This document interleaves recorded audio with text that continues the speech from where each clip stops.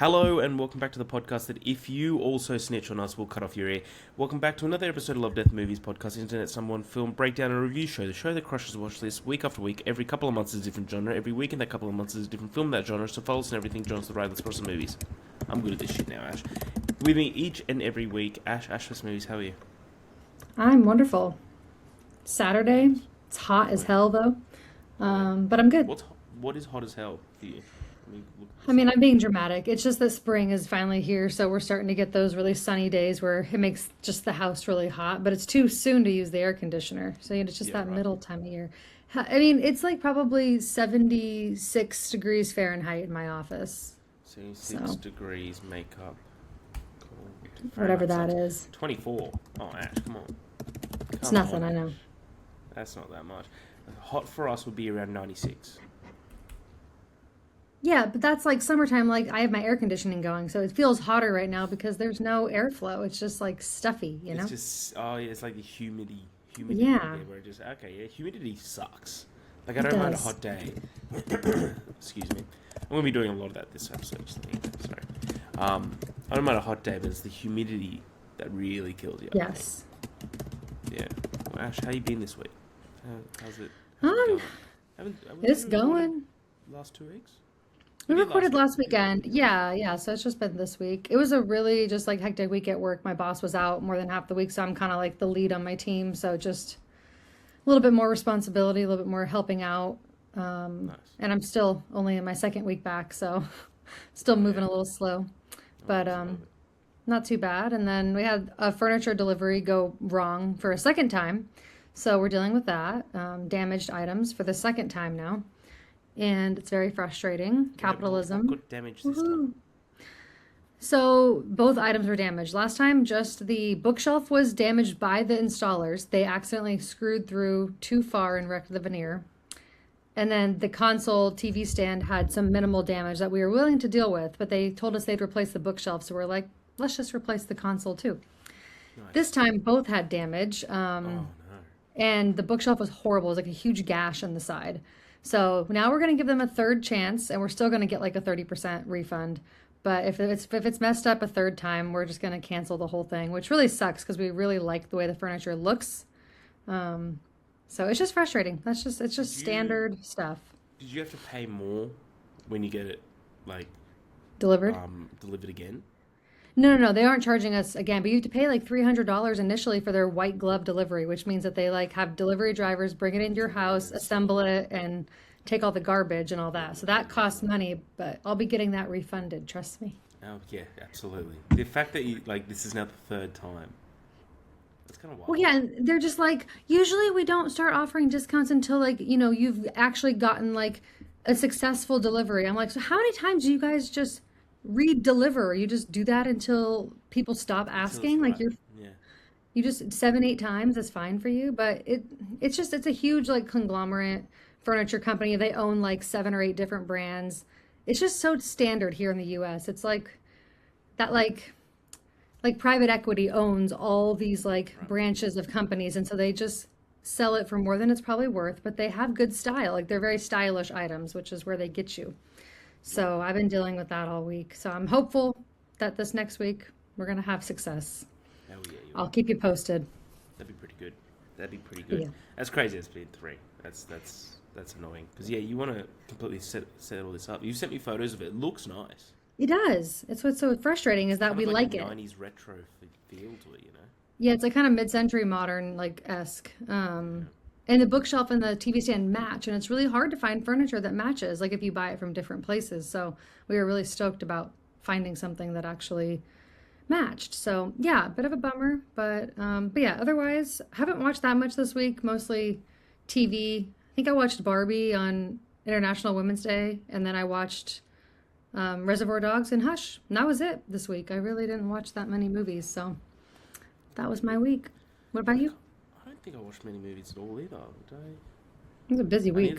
I've got like 7 movies I need to log on Letterboxd, and I'll probably just sit down and do that today. No, I haven't, but I'm going to see Project Hail Mary today. So jealous. That's what I'm doing this afternoon, which I can't wait, Rocky Gray saves us. Migs watched it last night while I was at the Swans game. So Oh. I would have gone to that preview screening, but she went with her friends and she called me and she's just like, "You're gonna fucking love it." Did So she read the apparently, book too? yeah, she read the book right after I did, and she loved the book as well. She loved the book equally as much as me and you. I think everyone did. Like, I think it's very rare to find someone that doesn't like Project Hail Mary, the book. Honestly, I don't know if I've really told you, but now with like my updated situation, I'm probably gonna miss it in theaters. So it's Right. kind of a sad day for me because I'm like, I read the book because of the movie, but Yeah. I'm not upset that I read the book now. I'm like, I'm glad I at least read the book. I'm so like I'm so glad that the trailer didn't spoil it for you. You know, Yeah. when you're Hmm. waiting for it to come to home entertainment, it's like the trailer. Even the posters would have spoiled a lot of Well, and stuff. they're like releasing clips and stuff now, even this week I saw, and the trailer shows something that to us is very much like not a twist or anything, but just like a surprise halfway through that you don't want really Even the spoiled. Is a big part of the surprise in the story. last 20 pages Yeah. is like in the trailer. I'm just Yeah, like, it's oh, in, that's obviously kind you of wouldn't know disappointing. out of context maybe, No, but still, it's definitely not ideal. So let me know what you think. I'm a little bit bummed, but at the same time, I'm glad I read the book because now I have that at least to hold on to.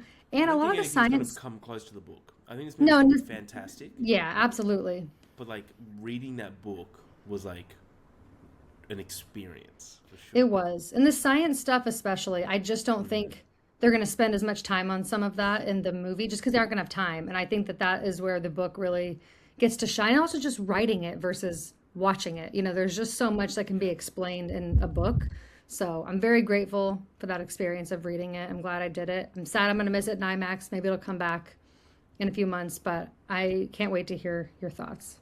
Yeah, I'm really looking forward to it. What have you been reading lately, Ash? Are you still in that little trilogy of yours? Yeah, I'm about halfway through the last book of the trilogy. So it's A Good Girl's Guide to Murder, Good Girl, Bad Blood, and now I'm on As Good as Dead is the third one. Really liking the third one. It's kind of like tying in things from both the first and second, but like Oh, taking cool. it's more of a serial killer approach like to the story. So it's a little bit more interesting, a little bit more adult versus the first two is much more young adult. This one's got a bit more of a darker tone to it. So, yeah, I'm enjoying it, and I'll probably be done with it by the end of the weekend, and then I'll probably start something else next week. I haven't decided yet. Sorry, my neighbours are just having a very loud discussion. It's okay. Yeah, that's awesome. What do you think you'll start next week? Like the next one? I'm leaning towards. I have one called "Kill for Me, Kill for You," which I've heard is really fun. You It's love like two killing, don't you? women, like two women basically try to like they swap like each other's like murders that they want to commit. Like they do it for each other. So it kind of sounds interesting. I'm also considering what's the other one I have? The butcher? Sorry, I had to check. It's oh, Then She Was Gone by Lisa Jewell. But that one's a little bit more Ooh, dark. It's a little bit more. It's like a woman's missing daughter, and she's I kind of do like have looking that. into it. I got a Lisa Jewell. It might be in that bag. I got a Lisa Jewell book the other day. Might be the same. Oh, it might be like yeah, might be one of them. I want to start reading some Lisa Jewell. Apparently, she's great. Yeah, well, let me know if you do have that one because maybe I'll wait to start it until you read it just so we can talk about it. But that one seems a little bit darker, so I might start with the other one, which seems a bit more just like twisty and fun. So yeah, Then read The Butcher. You're gonna I fucking love know. it. I can't buy any It's more books right now. you're gonna love it so much. Oh, I can't wait for you to read The I'm Butcher. sure. And you're reading your trilogy for. We're going to talk about Reservoir Dogs very Yeah, soon. eventually it can wait. This is a Yeah, book podcast partially now too. I read The Cabin at the End of the World for next week's Yeah. podcast because that is what Knock at the Cabin's based on. It's good. That's fine. It kind of lost me a lot. It would have been a really really good short story, and I feel like it just even though it's only like 280 pages, it just overstayed its mark. The ending's very different to the movie. I'll explain it next week, which Okay. should be good fun. But yeah, I'm back on the Red Rising band, so I'm like 25% the way through Golden Sun, the second book, and it's just this world is nuts. I was talking to a mate that I know that he would love this world because he loves sci-fi fantasy, and I was like, "What's your address?" And I just bought him the first book, and I just like sent it to him. I'm like, "I need you to read this so I can talk about this to someone. Like, I need you to read this now, and like, I think he'll love it." So, yeah, I'm loving that so much so far. I go to Sri Lanka in 10 days. Sri Lanka Exciting. and Singapore. So we're doing from like a Wednesday to the next Friday. Me and Migs, we're going to a friend's wedding in Sri Lanka. I'm the celebrant for that wedding, which, man, some of the details of that wedding's wild, by the way. I'll tell you off air. And then we're going to Singapore on the way back. And she's read the first two, so she's read Golden Sun. So we're going to buddy read Morning Star, which is the 33rd book. But she reads so much faster. She'll probably finish by the time we land the first plane. She logs everything so fast. Like I follow his girlfriend on Fable, and I'm like, she's already on to like another book, or she'll be like Yeah. 50% done, and she just started it. I'm just like, how do There'll be people read days that where she fast? doesn't update the percentage, and then the next day she's like, it goes from 35% to finished. And you're like, what the I can't read that fuck? fast. I remember like there was a book that I was reading. I read in like 3 days. It's called The Detective, and it's the new Matthew Riley book from last November. Love Matthew Riley. He's an Australian author. He does a lot of action adventure stuff, but this he started a series around just like this central detective. It was a great book, and I read it in 3 days. I was like, "Fuck, that's really fast." I'm like, I'm pretty proud of that. And then I gave it to her because she's like, "I'll read it because it looks like fun." Um, she read it whilst I was at an Oasis concert. Just like while I was at a concert, she read the entire book. That's And I how was like, Adam is. Yeah. yeah, He it just read hey, Project Hail Mary in 2.5 days. some people just got it. Some people Uh, just got it. How Good for good is them. Project Hail Mary? Read it if you haven't read it. Yeah. But yeah, one sec. There we go. We are not talking about Project Hail Mary today. We're going through Sadly. another installment of the what was it, the book of closed setting cinema. Like that's Hmm. doesn't roll off the tongue. We also got to come up with a name for our next one. By the way, Ash, we've got all the movies. Oh, we do have it actually. I've already written it in the planning doc. All I'll good. start coming up with something. Yeah, we're all good. We're doing Reservoir Dogs from 1992, which is the directorial debut of the one great Quentin Tarantino. This is interesting. Budget is 1.2 million, box office 3 million. So it was very much an indie film back then, Yeah. which makes sense. But quick synopsis is when a simple jewelry heist goes horribly wrong, the surviving criminals begin to suspect that one of them is a police informant, aka a rat. So, Ash, what's your history with Reservoir Dogs and what's your thoughts? I don't remember my history with it. I mean, I saw it forever ago. You ever been a Tarantino's rat? definitely You ever been police informant? absolutely not. I'm not a No. narc. Come on now. I'm trustworthy. But yeah, I don't remember my history with this movie, honestly. I've seen it quite a few times. Not as much as, say, Pulp Fiction, Yep. or Once Upon a Time in Hollywood, but I've definitely seen it maybe like 4 or 5 times now. And it's great. It has so much just charisma. It's very fun. It's so much aura, doesn't it? Yeah, I mean, I feel like this movie must have like defined aura before people were using that Yeah. word as aura. Especially Michael Madsen, his character in this movie absolutely steals the show for me. I love everybody. Obviously, Tim Roth is great, Steve Buscemi great, Harvey Keitel great. But yeah, when Michael Madsen comes on screen, I'm just like I'm locked in There's that completely. one line from him where he's like, "Finally alone," or something like that. Like when He starts the other person. dancing and drinking there's just so much aura in that man. He's gonna be forever missed. I think he is such an underrated actor. I love him in everything, but especially in this movie, I feel like he steals the show with the limited screen time that he has. But yeah, this is a great, like, fun crime movie that's kind of just different than anything else I've seen. Obviously, it kind of follows Tarantino's normal thing where he doesn't like to follow like a linear timeline, but it does it in kind of a different way. Whereas it is a closed setting because everything takes place in that like escape warehouse room that they have, except for the opening and except for the flashbacks.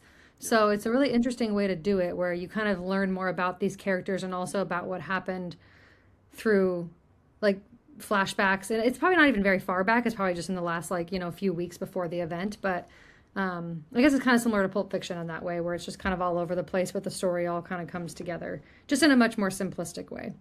But yeah, I mean, I think this is his first movie. Obviously, I don't agree with a lot of the things he said as a human, but I mean, as a filmmaker, he doesn't have a bad movie.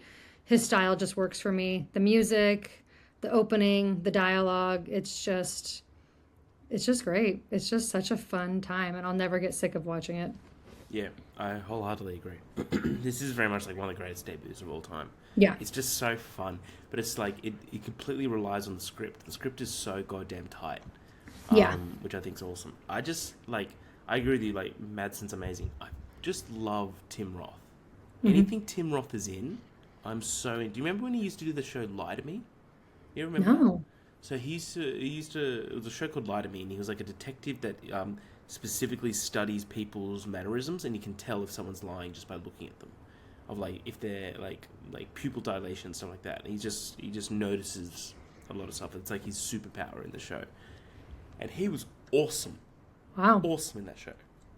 So ever since this movie, I've just like always loved anything Tim Roth is in. So I think he's awesome.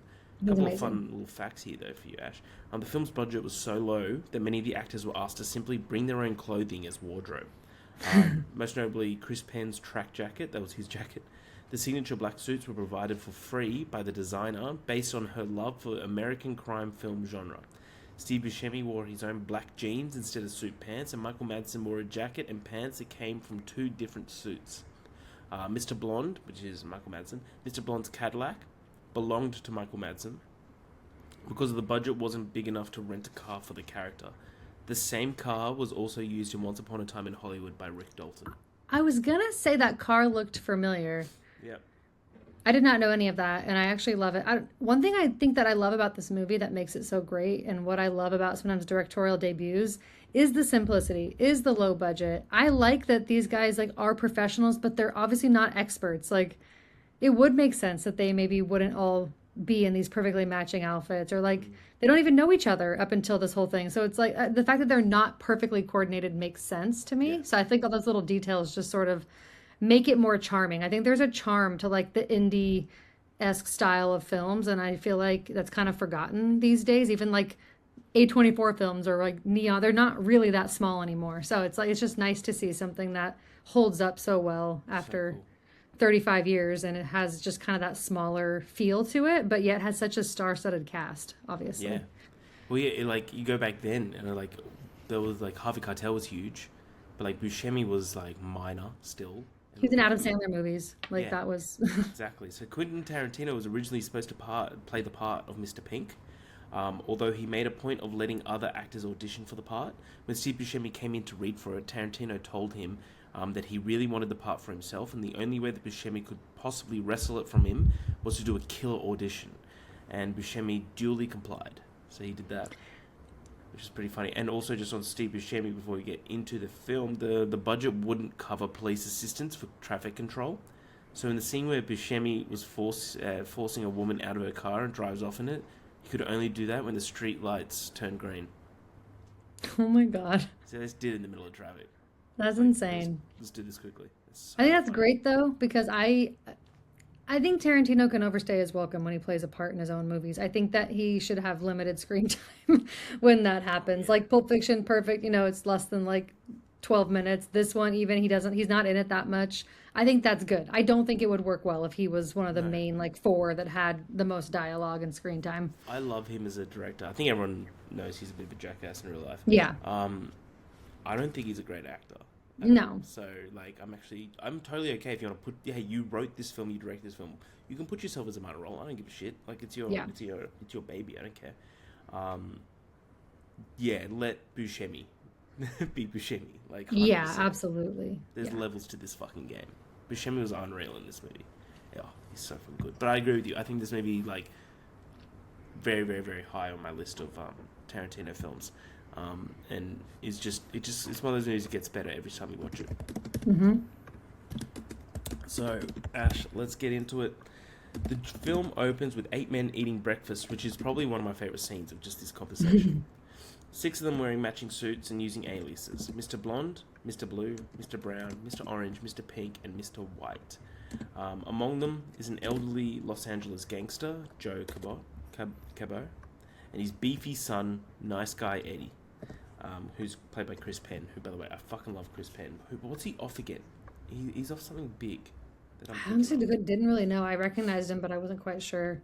Moving up his IMDb right now. It's Reservoir Dogs, True Romance. He's in True Romance, of course he is. I'm probably recognizing him off the one episode of Entourage. Chris Penn.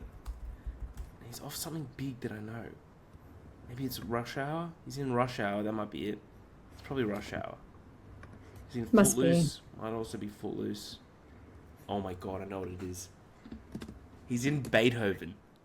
He's one of What? he's in the second Beethoven film where he's one of the dog nappers. That's what I'm thinking of. That's Would exactly not have recognized where him. I'm placing Chris Penn is fucking Beethoven. That's hilarious. That's scary. Joe's senior movements, senior moments involving an old address book rattle Mr. White. When it comes to pay the bill for the meal, Mr. Pink explains why he doesn't tip and defends his anti-tippy policy until Joe forces him to leave a tip for the waitress. I love this. It's $1. Um, the action cuts to the interior of a speeding car. Mr. White, driving with one hand, is trying to comfort Mr. Orange, who has been shot in the abdomen and is bleeding and screaming in delirium. They arrive at an abandoned warehouse, the robbers' rendezvous point, so it's their safe house. Orange begs Mr. White to take him to an emergency room, but White refuses, saying that it takes a long time to die from an abdomen shot, like gunshot. It takes like sometimes days. The Mr. White leaves Mr. Orange on the floor when Mr. Pink arrives. So Mr. White is Harvey Keitel, Mr. Orange is Tim Roth, and Mr. Pink is Steve Buscemi. Angrily suggesting that their robbery of a jeweler, orchestrated by Joe, was a police setup, indicated by a rapid response of the police to the alarm. White agrees, and they warily get their stories straight with each other. The scene cuts to Mr. Pink escaping from the jewellery store with the diamonds while running down a street chased by 3 or 4 policemen. Mr. Pink is hit by a car in which he drags the woman driver out and opens fire on the policemen, hitting 1 or 2 of them before getting into the car and driving away. Back in present, Mr. White reveals to Mr. Pink and Mr. Brown that Mr. Brown was shot and killed by the police during the getaway. Mr. Brown, I believe, is Tarantino.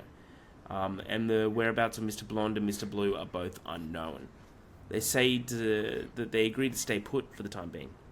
The film then flashes back to a scene where Mr. White is meeting with Joe and Nice Guy Eddie at Joe's office, where he offers Mr. White, a long-time veteran criminal from Detroit, a job. Where he offers Mr. White, a long-time veteran criminal from Detroit, a job for an upcoming heist in a few months. Mr. White agrees. So in the present, after taking care of the unconscious Mr. Orange, the two men discuss the actions of the psychopath Mr. Blonde, which is Michael Madsen, who murdered several civilians in the store after the alarm was triggered, just started shooting them. Mr. White is angered about Joe's decision to employ such a violent individual and agrees about the possibility of a setup, while Mr. Pink confesses to have hidden the diamonds in a secure location. However, they violently argue about whether or not to take the unconscious Mr. Orange to a hospital, where Mr. White reveals that he had told the former his true name. Anything kind of add there, Ash? The little beginning of the story, everyone just kind of... It's just pure chaos is how I would describe the beginning of the story. Yeah, I mean, I always love a movie that starts out with kind of like a calm, circling around the character, sort of like banter, if you want to call it. That kind of shifts into chaos. In a sense, it's similar to something like Pulp Fiction, where you kind of start with like just conversation. Obviously, it's a little bit different subject matter, but like that turns into the kind of chaos of where things are going. So I always love that. I think it's a great way to intro into like a crime fun movie like this. I don't love everything they're talking about, obviously. I mean, it's a bunch of dudes sitting around talking, but I do think that the tipping thing is kind of an interesting conversation, and like even the bit about the Like a Virgin song from Madonna, like interpretation. Just I don't know how Tarantino comes up with this dialogue. I Yeah, really it's don't. like he But makes just like this random thought that you have when you wake up from a dream or something, and he yes. like just makes that like a 5 minute long conversation in a scene. Yeah, but I do like that you kind of hear from all of the guys, including like Joe and including Eddie. Like you hear from everybody, even though you don't really know what the relationship is between these guys. Obviously, when you're watching it for the first time, which I think it's a great intro. I do think the tipping thing is just like really funny because I feel like I have this conversation with people all the time. It's such a relatable conversation. I don't think he's right in this sense, but I do think tipping has gotten out of hand, and I do think that it's an interesting dialogue that's been happening for like the last 40 years or longer, and will continue to probably happen for a very long time. So it's very relevant. But yeah, I think once like you have Tim Roth like freaking out, what do we It's got Chris here? Penn in Beethoven's Second. Oh my God. That's how I know him. That's exactly how I know him. That's so funny. Continue. That's ridiculous. That's funny. But yeah, I think once you kind of have the car scene with him and Mr. White, I think that is such a great moment. It really intensifies, and then just like their whole moment of him bleeding and pleading out, like you really believe, like obviously Mr. White really believes that like this kid is like needs him and is Yeah. really struggling, which really works well for like what comes around towards the end. So yeah, I think it's all great, and yeah, again, Mr. Blonde just we know that something's not right with him from the beginning. But I do enjoy that scene of his flashback where you With learn about the the dynamic office. of him and Yeah. Joe. Yeah, I think it's one of my favorite scenes, weirdly enough. I just feel like it tells you so much about all three of them. Um, Yeah. and kind of It's also gives you an idea of their like connection and dedication to yeah. him within this Absolutely. whole heist. Like how much they owe him. And just how much of like he was willing to go to prison for 4 years just to keep his mouth shut. That's so important to know going into them trying to blame Mr. Blonde for like being the rat. It's like Yeah. they're not going to believe that. This guy literally went to prison for 4 years for their family. Yeah. Exactly. So it's just like it's all just very every little detail is thought of so that the ending and like the reveals work really well. It's very well crafted. It's so good. So Mr. Blonde, who's been watching them from the shadows, steps forward and ends the dispute. White angrily chews out Blonde for his antics, while Blonde calmly defends himself. He tells them not to leave the rendezvous as nice guy Eddie is on his way. Mr. Blonde walks to the chair and walks to his car. Opens the trunk to reveal a captured police officer named Nash. Marvin Nash. By the way, there's a lot of names here that are used again in like even just in Pulp Fiction. Like Yeah. when the flashback Vega. was Vic Vega, and then it's like Hmm. Marvin Hmm. as well, and yeah. So Yep. another flashback to several months ago shows the origin of Mr. Blonde, who meets with Joe and Nice Guy Eddie at their office. The meeting reveals that Mr. Blonde was involved in the heist, but became involved in the heist because of his friendship with Nice Guy Eddie. Blonde had served 4 years in prison for armed robbery and refused to give the authorities Joe's name for a lighter sentence. When he meets with Joe and Eddie, they first arrange a job that will appease Blonde's parole officer. Then Eddie suggests that Blonde join the crew they're putting together for the jewel heist. In the present, White, Pink, and Blonde beat the policeman and demand that they tell him that he tell them who the rat is. He protests that he doesn't know. This continues until a furious Eddie arrives at the warehouse. After berating the men over the carnage and incompetence displayed at the heist, he orders Pink and White to assist him in retrieving the stolen diamonds and disposal of the hijacked vehicles. He orders Blonde to stay with Marvin and the dying Orange. When Blonde questions Officer Nash again, the policeman states that he has been a police officer for 8 months and is ignorant. Ignorant. However, after the others leave, Blonde confesses to enjoying torture. He slashes Marvin's face and severs his ear with a straight razor. Blonde then douses Officer Nash in gasoline, making a small trail of the remaining gasoline in front of the policeman. Just as he's about to light the gasoline, Orange suddenly wakes up and saves Marvin from being burned to death by shooting Blonde several times, killing him. At this point, the policeman and Orange are alone in the warehouse. Orange reveals that he is a police detective known as Freddy. Marvin says, yeah, he knows, because he was briefly met him a couple of months earlier. Orange reassures Marvin that a massive police force is in position several blocks downtown, but are waiting to move in when Joe arrives. A series of past scenes detail Orange's movements in an undercover police operation to capture Joe and his developing friendship with White.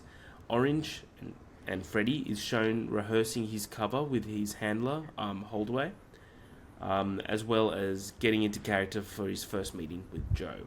Mr. Orange, again, is Tim Roth, and Freddy first meet Joe, Eddie, and Mr. White at a local nightclub where he tells them a fabricated story that is shown completely in a flashback about being in a man's room with a large bag of marijuana. In the man's room with him were 4 sheriffs with a German shepherd, and explains about his coolness under pressure, knowing that the dog can smell the marijuana. The group is wholly amused and accepts him into the gang. So later on, Orange then goes with Eddie, White, and Pink on a drive where they discuss their favorite movie soundtracks and about Pam Grier movies from the 1970s. At the warehouse, Joe meets with all the members of the gang, where he gives them their aliases to be used and to go over details of the upcoming robbery of the diamond store. A brief argument ensues when Pink complains about his name. Joe regains his control over the meeting and then begins plotting the heist. Later on, Orange develops a friendship with White as they drive over to the jewelry store to discuss their roles in the upcoming robbery. Anything to kind of add there, Ash? It's kind of just like the whole revelation. Yeah. It's also one of the most iconic scenes with Yeah. with the ear. The ear scene is so good. I mean, that whole bit with Michael Madsen, like I said, just the music, stuck in the middle with you, him dancing around, his aura, his charisma. Um, it's just fantastic. But I do think one of my favorite parts of the movie is after the reveal of Mr. Orange and him shooting. You're just so surprised the first time you see it. I don't know about you, but I remember being like, holy shit, I wasn't ready for that. The first time I watched this and saw him just like pull like 6, 7 shots after being passed out for hours. Definitely wasn't, ready for that. And I feel like even the scenes of him with his like buddy who's helping him prepare, there's so much comedic relief there, and it like changes, it shifts a little bit when you get into that like backstory of Mr. Orange. It kind of like takes longer than all the other backstories, so it's a little bit of like a shift in like the structure of the movie, but I think it works really well. Um, in that moment, and I think those are some great scenes. Just because Tim Roth, like you said, he's just so talented. He's always so good, and he like commands attention when he's on screen. So Good way to put it. I'm pretty locked in whenever he's doing what he does. Good So yeah, business. yeah, I just think it's just such a fun movie. I always just have so much fun every time I watch it. And for me to like a movie that is literally in a cast of entirely men, um, Boys. that can be tough to do and appeal to a wide audience, honestly. But I feel like it's done really well. And I mean, it helps that I like Tarantino's style, I think, and all the actors he works with. But yeah, I just think it's absolutely fantastic. I feel like the only part for me that like it loses me just a teeny bit is like the Tim Roth backstory. Like once he's actually with like Joe and Eddie and the guys, like it takes me out of it ever so slightly. Yeah, I That's like thought it my was a bit only too long of it complaint. as well. It's like Yeah, that's touch. my only complaint if I had to come up with one. It's not a perfect film, but I do think it's really damn close, and it's just a lot of fun Probably a in this perfect ending. section. Like, Absolutely, yeah, yeah. And it obviously like led into a structure that he was going to continue with this like non-linear storytelling of like bringing all these components together. yeah, Um, Even down to just like all the guys sitting in that warehouse again, being told their assignment and their names. Like it all just wraps back around just wraps so up. nicely. And I love that type of storytelling and structure in movies. No, wholeheartedly agree. Hell yeah. So in another flashback, this is probably the ending of the film, by the way. Another flashback to the robbery getaway. We see that Brown was somehow shot in the head and dies while trying to escape with Orange and White in driving the getaway car. While attempting to steal another car, Orange was shot in the stomach by the female driver of the car he stole along with White. Orange reflexively shoots and kills the woman after she shoots him, and immediately you can see like he feels bad, obviously. Um, Flashing forward to the present, the remainder of the heist gang returns to the warehouse to find Blonde dead. Orange claims that Blonde was going to kill Marvin, kill Orange and the rest of the gang so that he could take the diamonds for himself. Boiling over with rage, Eddie reveals Blonde's backstory, that he was a close friend of his and a loyal soldier of his father's. Orange struggles to defend himself, which makes Eddie even angrier, and he fatally shoots the captive police officer 3 times. Joe himself arrives, and after informing the group that Mr. Blue was killed, confidently accuses Orange of being the informant, forcing White to defend his friend. A Mexican standoff ensues, leaving Joe and Eddie dead and White severely wounded, and Orange mortally wounded. Pink, who hid to avoid the shootout, takes the cachet of diamonds and flees the warehouse. He's just rich. After police sirens are heard outside, White cradles Orange in his arms, and Orange reveals that he is, in fact, a detective. This piece of information devastates White, who begins sobbing in frustration and points a gun at Orange's head as the police can be heard outside.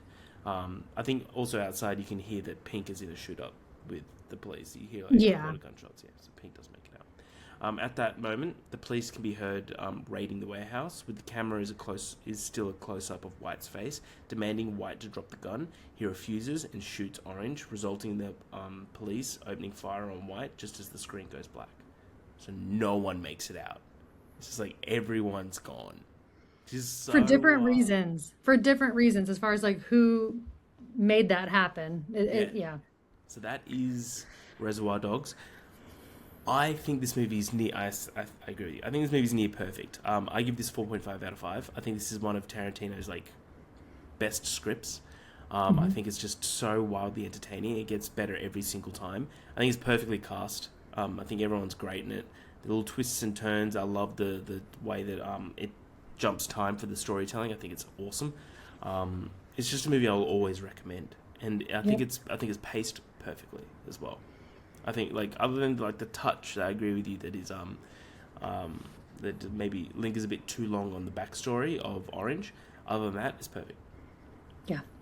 Absolutely. I agree completely. I also give it 4.5, and it's not like it's definitely a high 4.5, not that it matters. I mean, all his movies are all great. I like all of them. There's not a single one I don't like.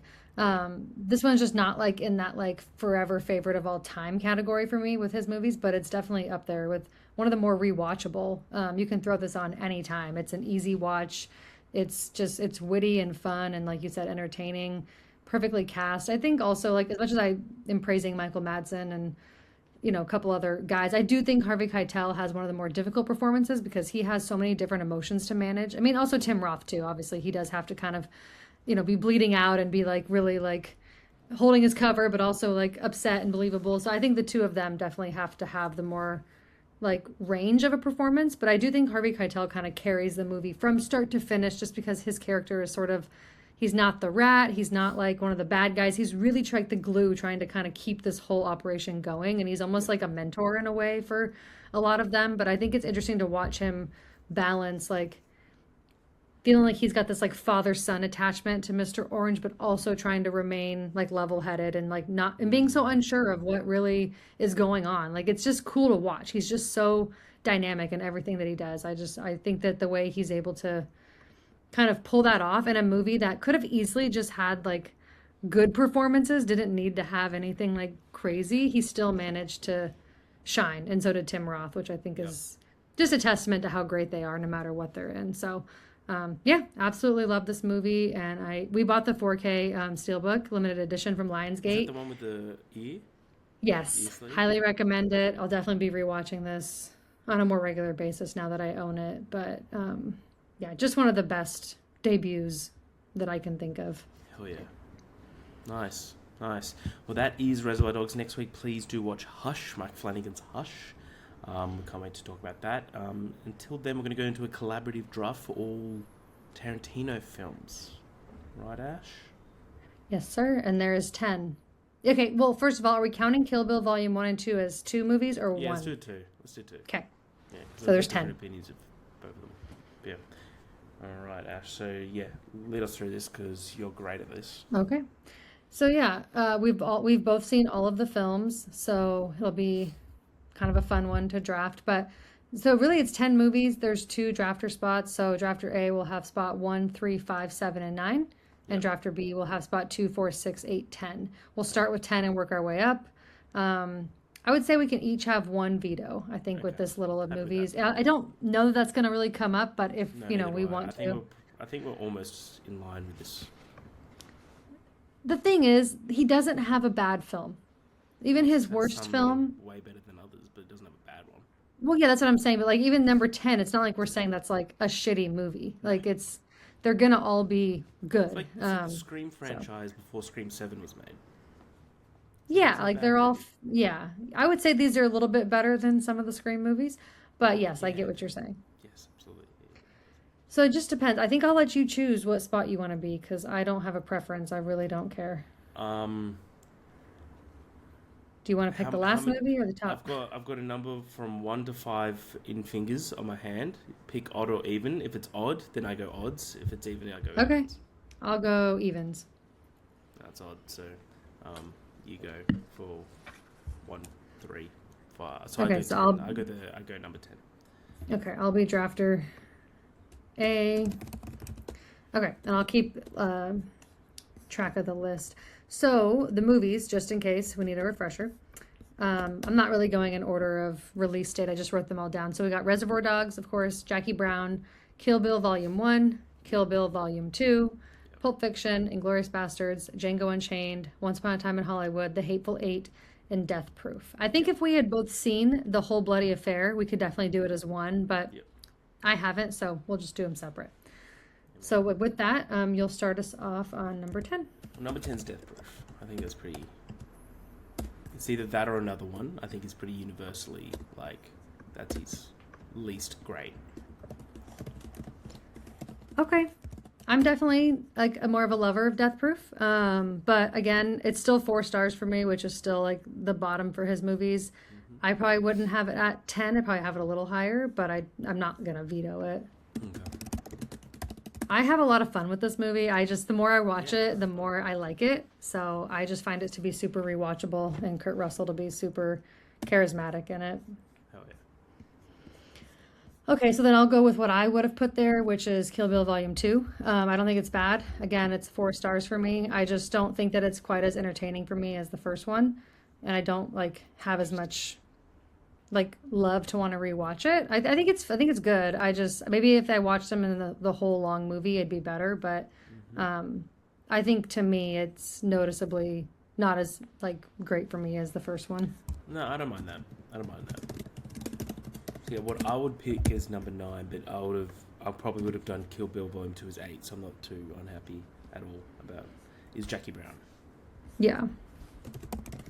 Jackie Brown's fun though. Honestly, it's fun. very It's fun. different. It's I fun, think the cast is great. I would have ordered those. Funny enough, Kill Bill Volume 2 would have been at the very bottom for me. Then Jackie Brown, then Death Proof. Yeah. That's just my personal order. So that's why the collab's interesting. Everyone's got a little bit of a different love for him. Okay, for number 7, I think I'll just go with what I feel like is truly my 7, and that's The Hateful Eight. But honestly, I'm jumping into like 4.5 territory for me. So the next 7, I absolutely love. I'm going to allow it. I love Hateful Okay. Eight, but I'm like... Me I'm too, looking like I at them said. all, and I'm like, I don't see any that are like screaming to be worse than Hateful Eight.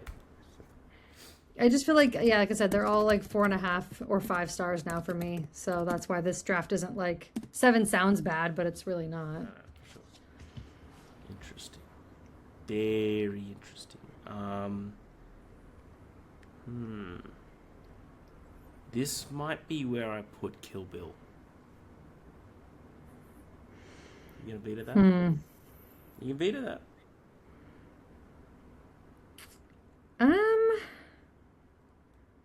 Honestly, I probably would just like put it at 5 if you put. So it's like I'm not gonna veto it just to put it next. I'm not that passionate about. It's 5 stars for me. I have a super like high love for the first one. It's just like one of the first things I watched that really developed my love for Uma Thurman and how Hey, feel free badass to she veto it is. if you So wanna veto it. no, I would put it at 5. So it just feels silly to move it up one Yeah, spot. I You know, feel that. if it was a couple other movies you put there, I would definitely veto it. But that one I'm not Yeah. passionate enough about. Okay, well then I'm gonna put Django Unchained at 5. That's Yeah, where I that's would what have it at That's 6. what I was tossing up. That's exactly what I Yeah. was tossing up. Yeah. And I need to rewatch that one, to be fair. That one, actually, out of all of these, I have not rewatched recently. So I need to Such probably a do good that. movie, Django Unchained. I love it. And I saw it in theaters and I really loved it. So I don't know. I feel like I need to rewatch it just to get like my more modern day thoughts on it. But I think that's a fair spot for it. Okay. Well, if that's the case, then wait. It's your turn. Okay. You're 4, not me. Is that me? Yeah, that is me. One, two. This is where I'd probably put Reservoir. Yeah, same. I think we have the same top 3, which makes it really easy, to be honest with you. I think we got a different top 1. Well, yeah, but I think we have the same top 3, so like the order. Yeah, for sure, yeah. But like, I feel like the different top 1s is like, I don't think either of us would be unhappy if the other one. Well, I wouldn't be unhappy. Well, we still both have a veto left, which is what's funny is like technically we could really push for our like if we Good. did it if we wanted to, we could push for our top Yeah, one. very well. I think at three, I think we could probably both be okay with this. I would put Once Upon a Time in Hollywood. Yeah, an Um, excellent film. Yeah. yeah, 5 stars, love it, but definitely not the top one or two. So if I put Pulp Fiction here, you'll veto. You can veto. I might only because I'm okay. I Okay, I'll put feel like it Inglorious didn't end here. up high on the 90s list, so Yeah, I'll put Inglorious here, and then we can put Pulp at the top. just because I'm feeling sassy today and I want That's, it. no, that's fine. I don't think that like I'm not gonna lose sleep on that. After seeing it in the Beverly Theater with the Yeah, full it's like so sound good. on 35 millimeter, it's just like there's just nothing like it. And Glorious Bastards is amazing, but it's an intense movie. It's not like you just throw that on when you're in any kind of mood, you know? Speak for yourself, okay? Speak for Okay, yourself.